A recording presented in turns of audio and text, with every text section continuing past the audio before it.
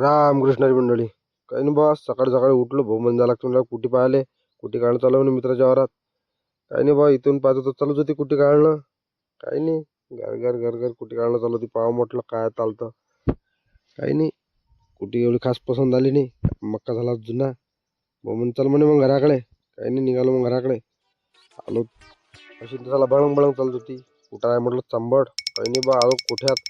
घेतले आपले चिले पिले अंदर बांधून. चिले पिल्यातून एवढा त्रास. कस तरी बा दिले अंदर बांधून. डाका मारलो, ऊन लागून देईन फालतू. ऊन देईन एखादा कळावर. काही नाही, आळवे तिडवे करत बांधले अंदर. गती गती त्रास तर बांधून राहिले होते. बांधले बा अंदर. नंतर केली तयारी. निघालो भाऊसोबत मोर्शी. काही नाही, भाऊन थंडीचा हाल पण देऊन दिली आपल्या ती गाडी. चला म्हणे दा तूच. काही नाही बा, थंडी आपल्याला लागू राहिली. दिली त्याला डबल गाडी. चला भाऊच्या तूच. काही नाही, झाली आपल्या मोर्शीत रात्र. काही नाही, भाऊ म्हणे की आता आपलं पशुखाद्य दुकानाला घेतलं. बोलून पशुखाद्य बोलून चालत नाही, करून दाखवावं लागतं. दूध उत्पादक.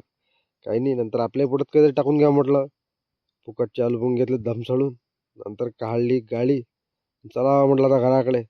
मी तो घराकडे, तोपर्यंत फॉलो करून टाका.